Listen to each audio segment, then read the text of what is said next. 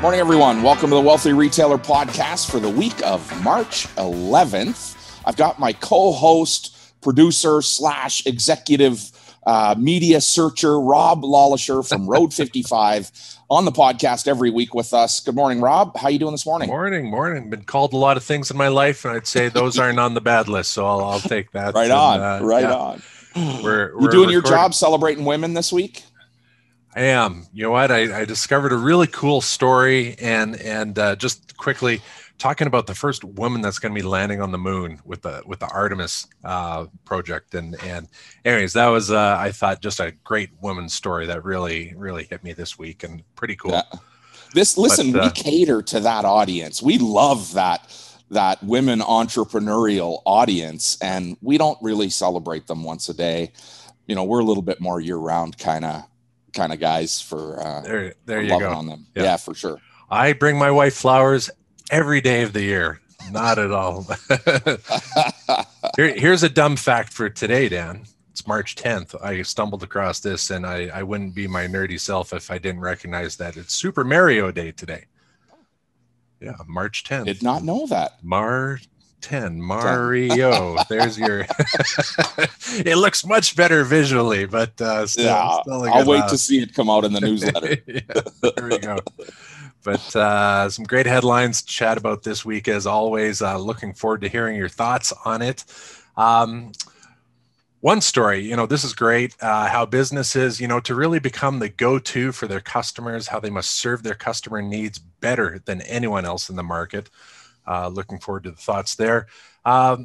Really found this one interesting. This young entrepreneur who relaunched this dormant boutique store, and that just sparked so many ideas for me, and really looking forward to chiming in on that one.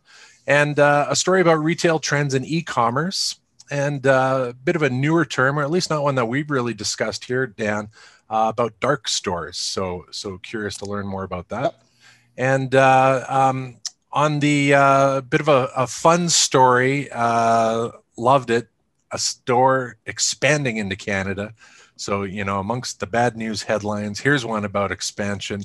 And it's just a great little entrepreneur, bootstrap guy got kicked to the curb and found a way to rise up. And here he is coming to our Canuck home. But anyways, so the first story, Dan, coming from Forbes.com, just, really zeroing in, talking about how, retailers today are expected to do more with less resources, but all while keeping up with, not with the Joneses, but with the Amazons and the Walmarts of the world in what they're offering their customers. What were your thoughts here, Dan?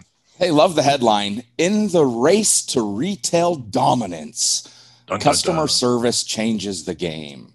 And really, the only way to compete, not compete, but rather to coexist and sustain, is to deliver on superior customer experience. And this can only be done by serving her.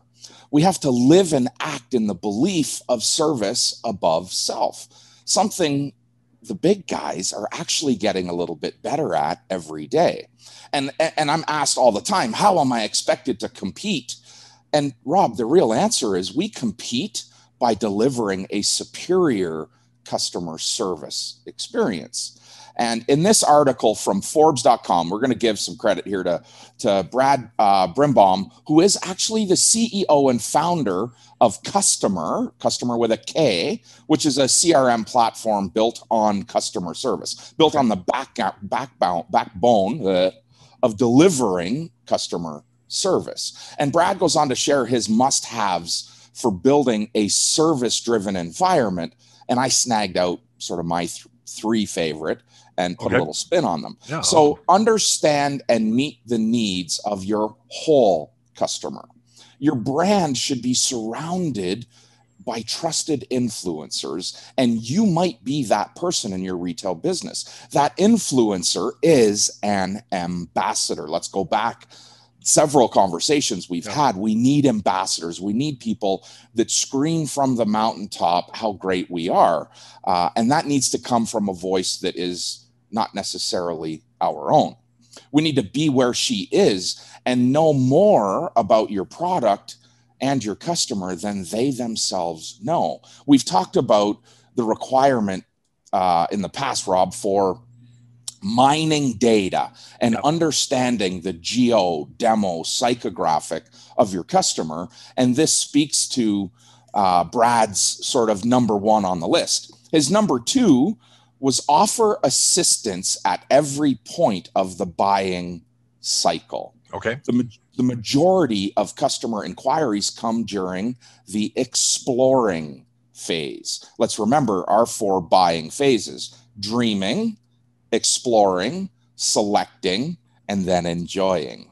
And this inquiry comes typically in that exploration phase. And we've got to be able to stand beside her and respond quickly to those inquiries that come, during that first step.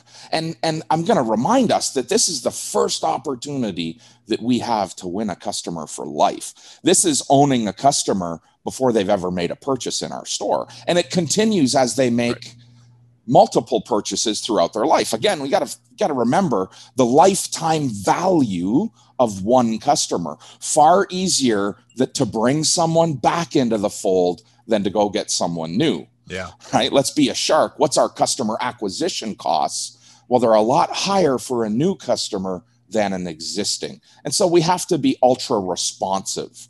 The third one I pulled out was to use social commerce to create bespoke customer service experiences or customer experiences. And what he means in my layman's terms is to use social platforms to deliver a personalized experience. Make it about them, not about you. Consumers, just like retailers, are more interested sometimes in what someone else is doing versus what I'm doing. I get asked on I'm going to say weekly, daily would be exaggerating, but on a weekly basis, how am I doing as compared to someone else? How is so-and-so doing? And consumers aren't any different than that. They really want to know what other people like, what other people are buying. And you should be using your social channels to share that. Try creating an "I bought this" reaction when you're posting items. And you have to use Messenger to communicate with her seamlessly, Rob. We cannot abandon where she wants to communicate. And I was in a meeting late last week with a client who talked about it being almost a full-time job to keep up with the requests for information that come via Messenger. Right. And that comes from that retailer being an influencer. The matriarch in that business is the influencer, and it is a full-time job, but it's a required job. Do you think, Dan, that do you see stores training enough their team as it relates to those, the 4 buying phases? Because it talks about, being able to offer that assistance at every point of the buying cycle.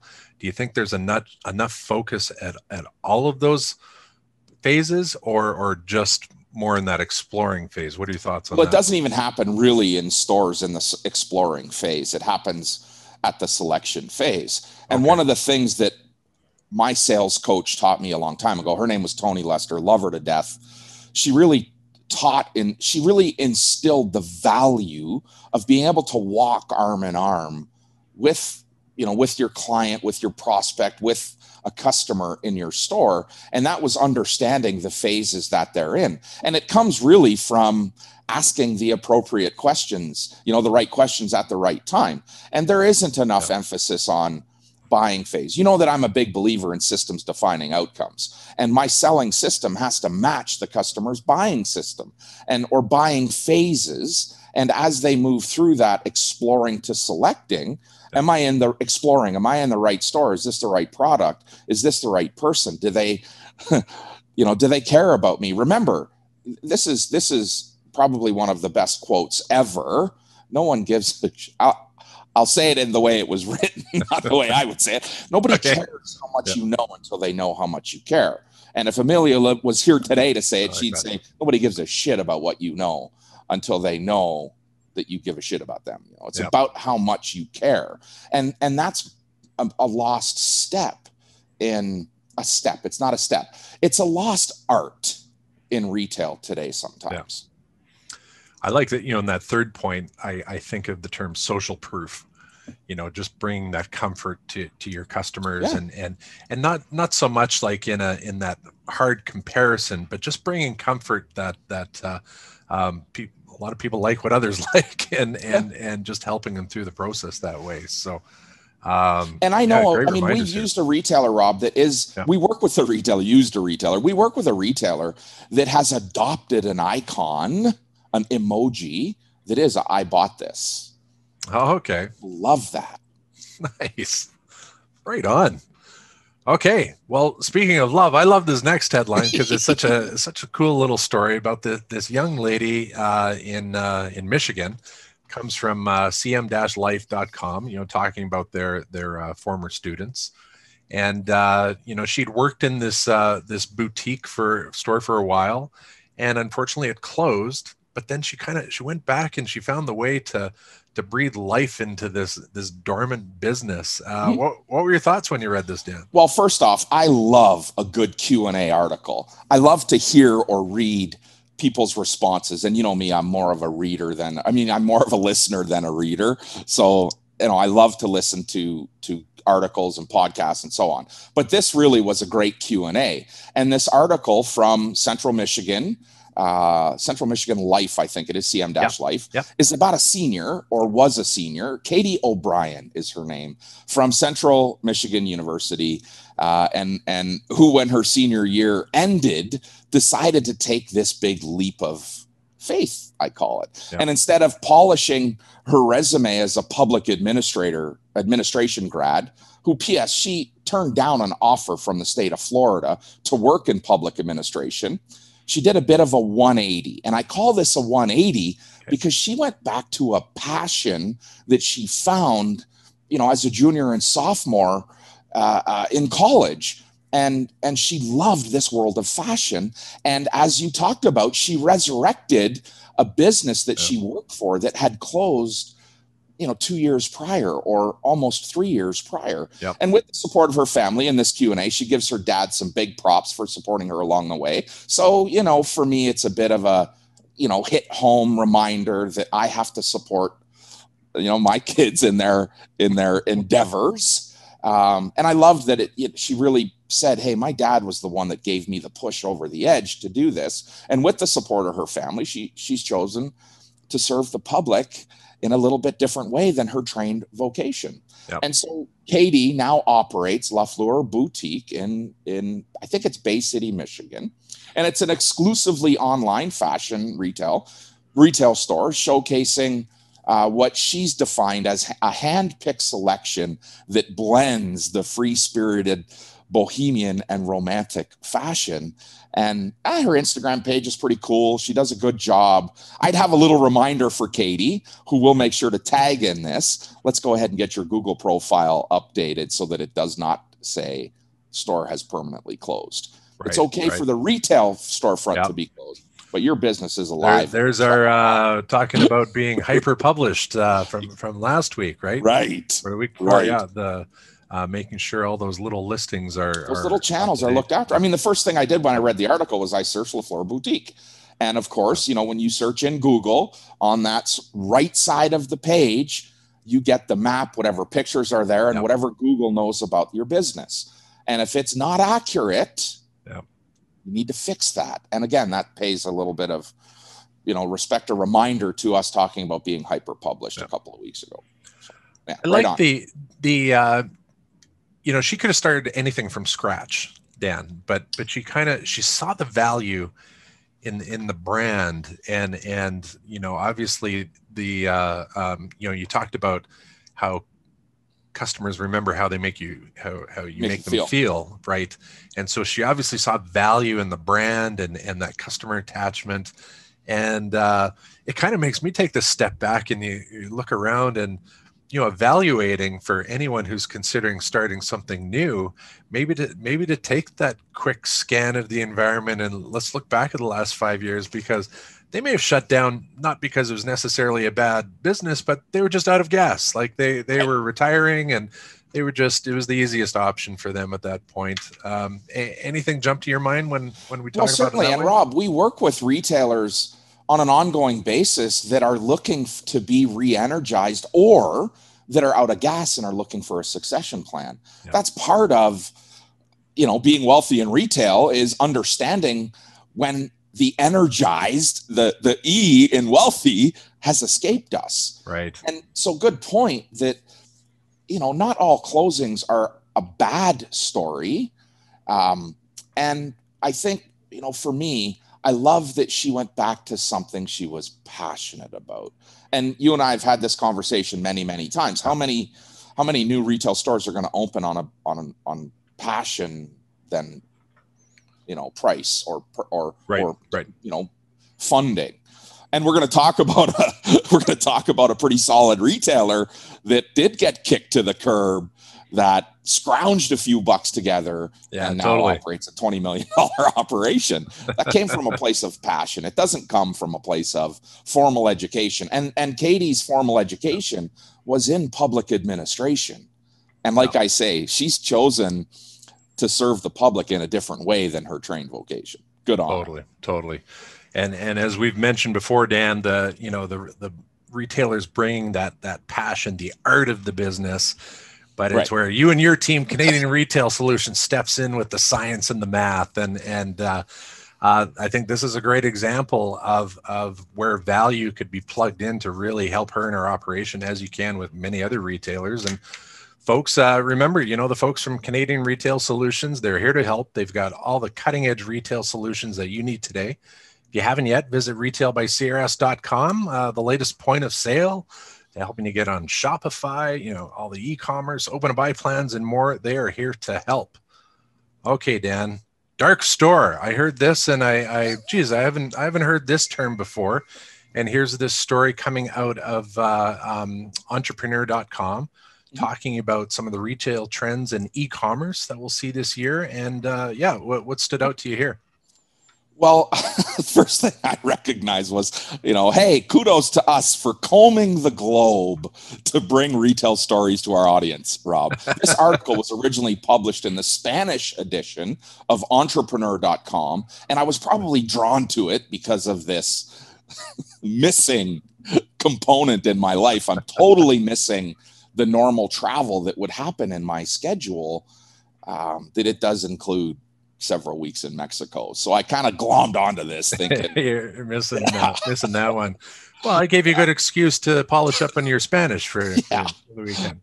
Listen, polish is not what I need for Spanish. It's not polish it. It's really, dig it out, learn it again. I can order a beer. I can order a White Russian. I can say please and thank you, and maybe a few other things. Your linguistic priorities and that's firmly established. Yeah. So let's go back to this. Maria Arcia is the author in this article on, again, entrepreneur.com. We always have links to these things in the newsletter, so make sure you're there. And so some e-commerce trends that have been identified for 2021, she sort of highlighted what her e-commerce trends were.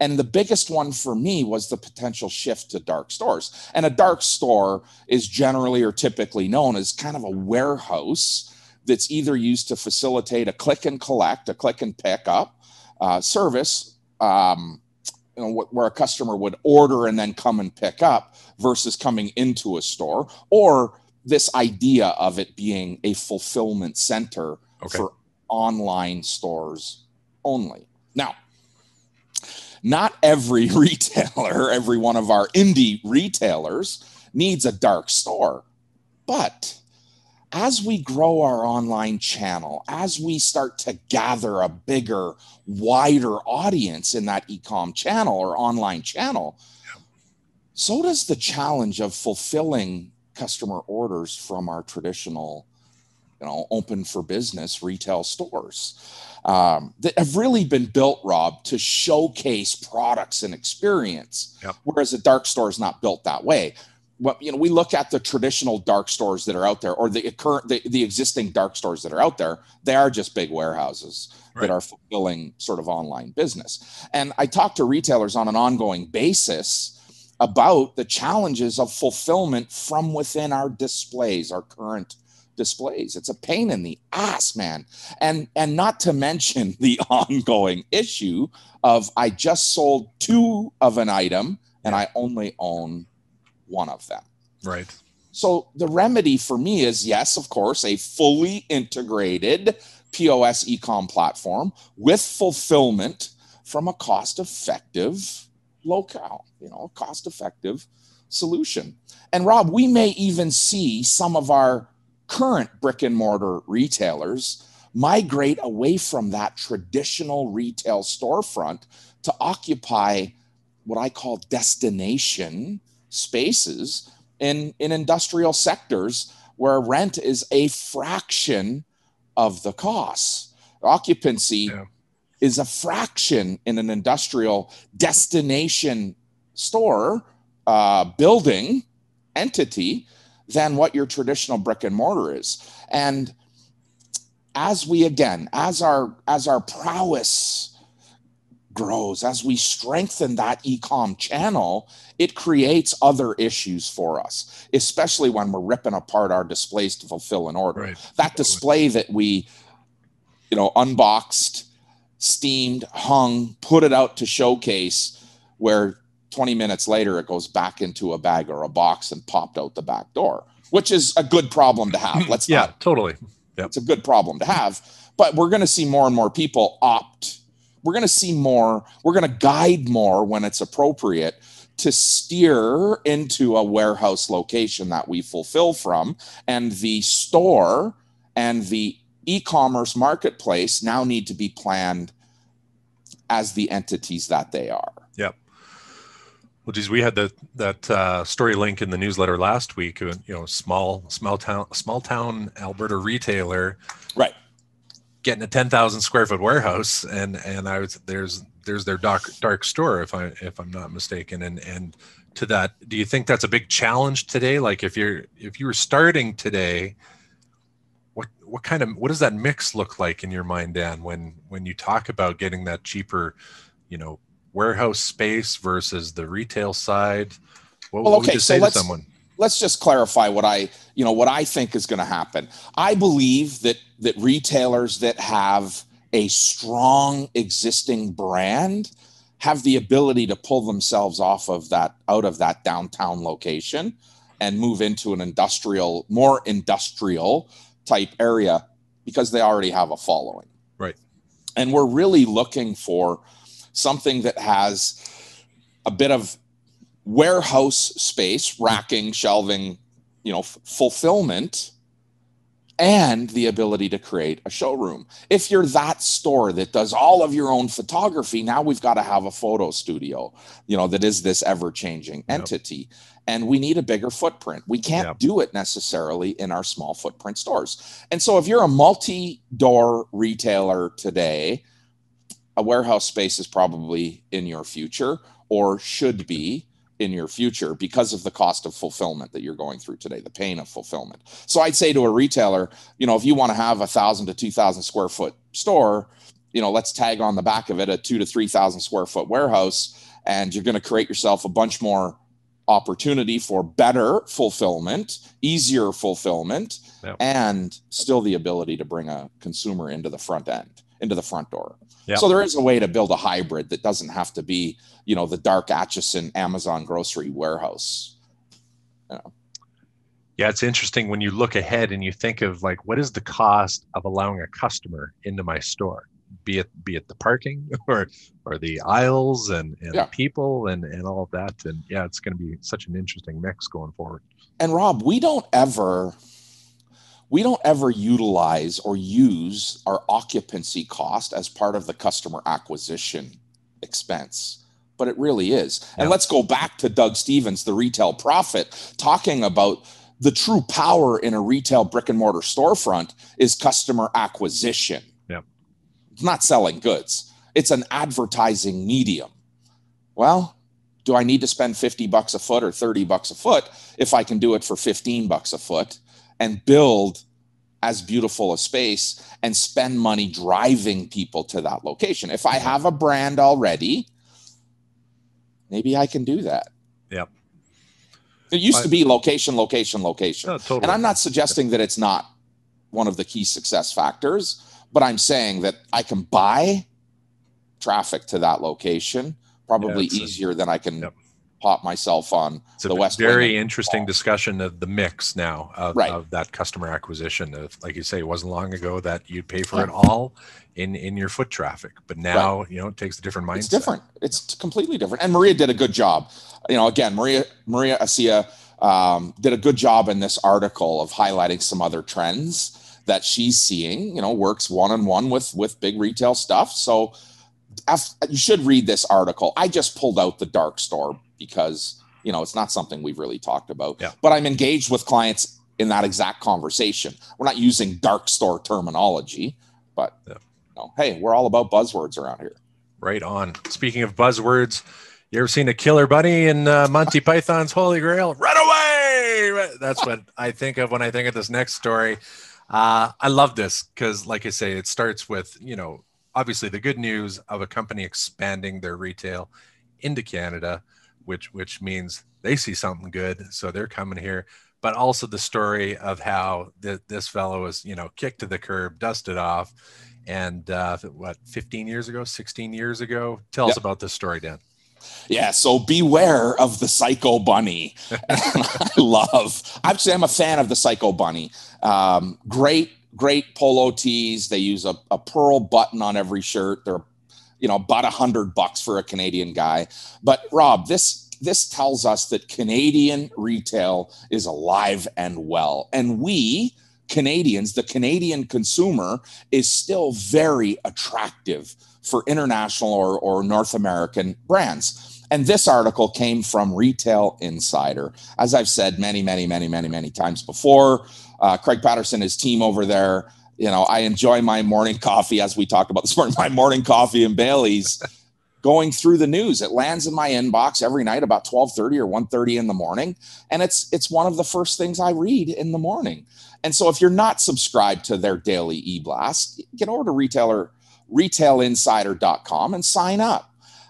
So back to this article. Yep. So this really tells a story about a U.S. brand coming into Canada. And there's another article over on marketwatch.com. We'll make sure to include a link in this week's newsletter that tells this story that perhaps is reminiscent to some other retail startups. This story, what I call a down on luck, no money, Rob Godley, just got fired, not just, but back in 2005, gets canned after 6 weeks with Ralph Lauren. And he was terminated after 6 weeks for creative differences. This is a guy that came across the pond to North America to take a job that lasted 6 weeks. So talk about. Do you think he was describing the Psycho Bunny logo to Ralph Lauren and there lied the creative differences?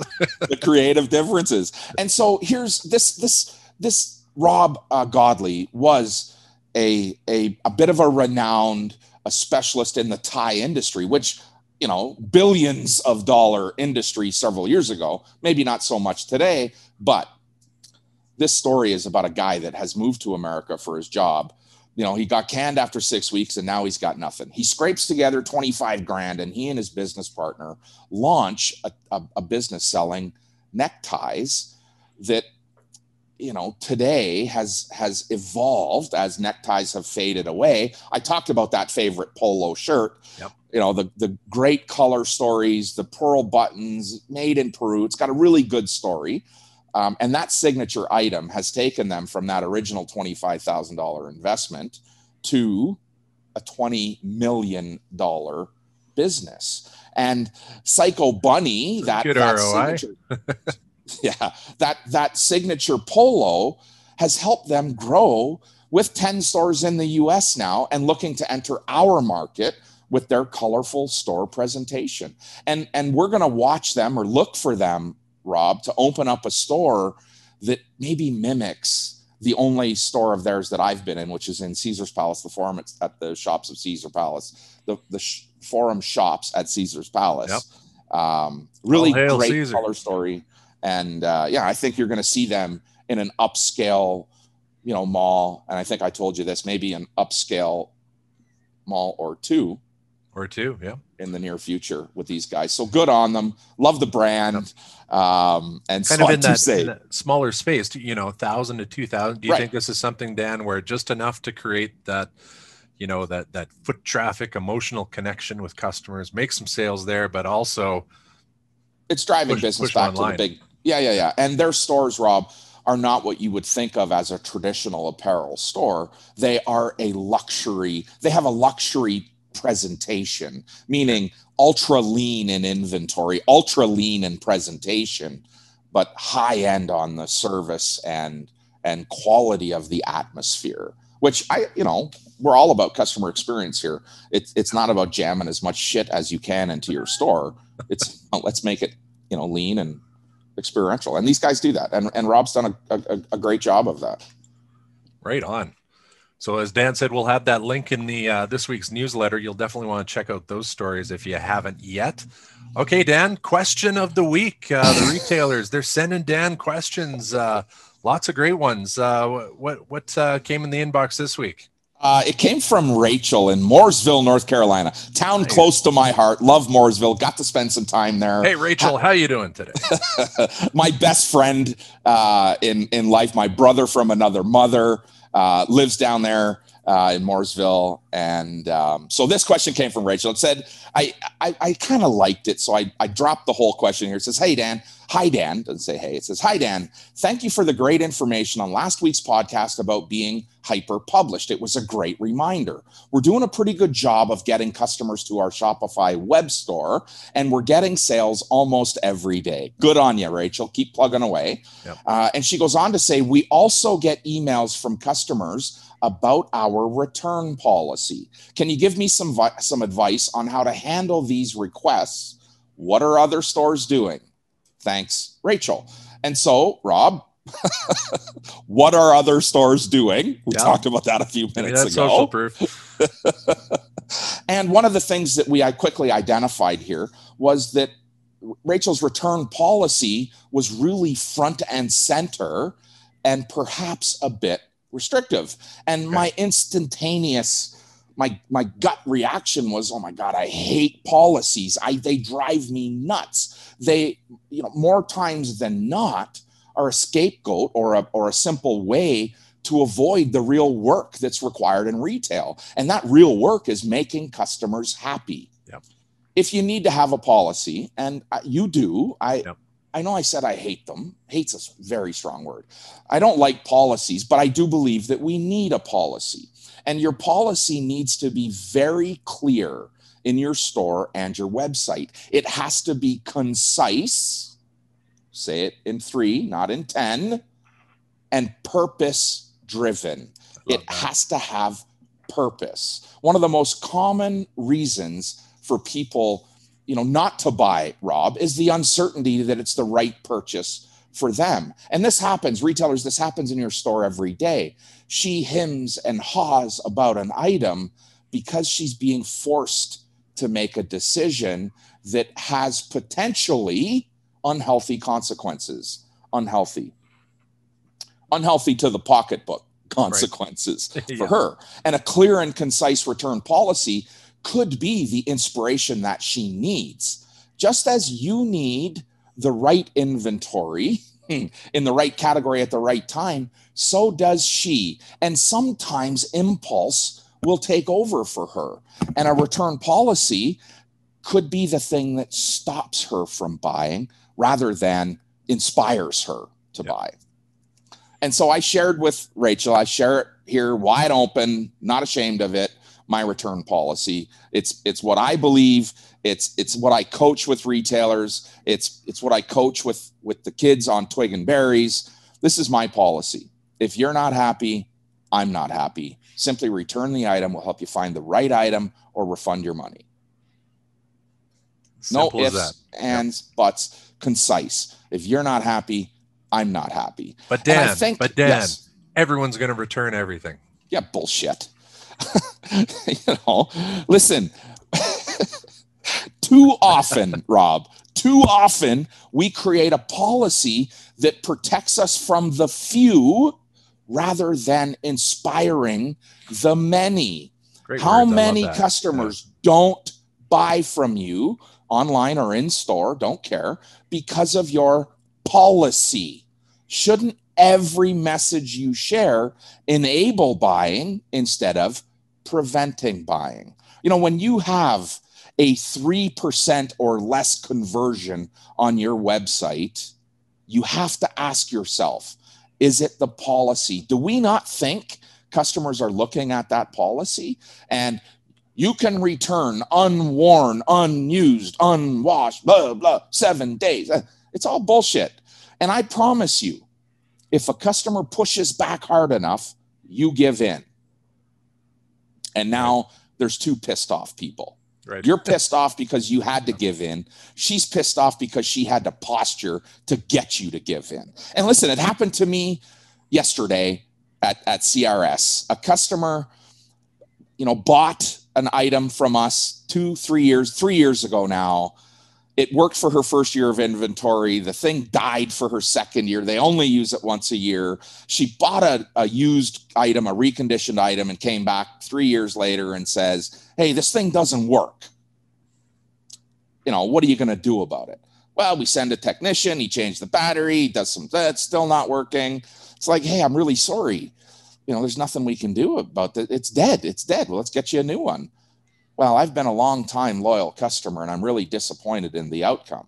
And so then it became this quick reminder for me that she's worth a whole hell of a lot more to me than that scanner. And retailers, your customers are worth a whole hell of a lot more to you than that $50 item. And I said this as I was sort of conjuring up my answer to Rachel's request, who, by the way, I didn't email her the response. Her and I had a great little chat on the phone. And a non-intrusive kind of conversation that we just walked through that, that challenge that she was having. And so I said, before I get raked over the coals on how much it costs, blah, blah, blah, blah, blah, ask yourself what you might be missing with a punitive policy, one that punishes the many for the shitty act of the few. And what do I mean by that? Brad Layden, Revolution Boutique, on one of our very first podcasts, you'll remember, shared a story of a woman that wanted to return a pair of sandals 3 or 4 months after she bought them that the dog chewed. Clearly his fault. It's totally Brad's fault, but he did what every retailer should do. He was empathetic. He took it on the chin and he made her happy. And he shared with us, however, 18 months ago, how she was a customer for life of his. And that's what we have to focus on. Right. Don't be forced to make a decision at the end of the day that protects the $50 from the item she bought from you. It pisses her off and it does not give in to superior customer service. Like we talked about in one of the stories earlier from Brad at customer.com with a K, superior customer service is how we win. And your return policy should be this simple. If you're not happy, I'm not happy. Yep. You know who the offenders are. We know how they're going to try to take advantage, but we know who they are, right? We also know that 95+% of customers never return anything. And Rob, we've talked about this in the past. The biggest reason for return today is fit, not remorse. And that driven by, they may not remember what you say to them, but they'll remember how you make them feel. So yeah. You got to get past this return policy challenge. It's not worth the aggravation that you put yourself through. And so retailers, if you have a question that you're looking for an answer, we don't have to be pre-engaged in a relationship for you to take advantage of this. Just send an email to dan@thewealthyretailer.com. I will give you what my honest, experiential or experience-driven answer is. It's not just opinion. it comes from a basis of experience, spending a lifetime in retail, working with consumers on both your side, being a retailer, and on this side, being this objective, accountable coach that retail needs. Just send an email to dan@thewealthyretailer.com. I promise to answer the question. I promise to give you a link to a call to spend 15 or whatever minutes with me to talk through that challenge. It's always healthy to get an objective sort of outside opinion that helps give you some clarity. Yeah. Okay. Sorry. Right on.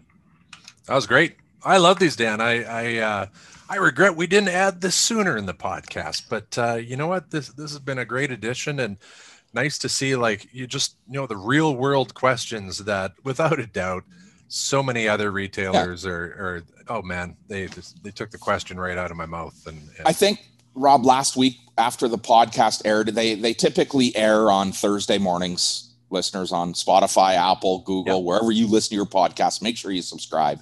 They air on Thursday mornings. We include them in the weekly newsletter, so don't miss out on our weekly newsletter. It is really that place where we bring you certainly these 4 or 5 stories that we talk about, but 4 or 5 more. Rob will sort of give you this week's. Here's the 3 or 4 that we didn't talk about, but you got to go over to retailbycrs.com and subscribe to that weekly newsletter. And we'll continue to share this information. And so I was going to say, I got 4 or 5 questions last week, and after it aired on Thursday or Friday from the newsletter, I don't remember sort of timing, but I answered them all. Like I said, I spoke to Rachel, and it really stuck out to me. Rachel's not somebody we've ever been engaged with before, but because it had Mooresville in it, a little piece of my heart in there, I jumped on it right away, and this is the one. So you got no rhyme or reason. She knew your brother from another mother. Personal thing, man. That's all. That's awesome. Right on. Well, and Dan gave me my cue to tell you there is even more in this week's newsletter. Head to retailbycrs.com. If you haven't yet, sign up. We'll have the links to all these stories as well. A few other ones, a story about making hard decisions, how to move on from them, and more importantly, can't make everybody happy, and nor should you need to. So a story on that. One about service businesses that have gone the retail route and some of their tips for success. A little story about the 2021 Canada gift card and incentive card market you might want to check out. And a story about emotional intelligence and why it can matter more than IQ. That's, as a dumb guy, that's what I roll with.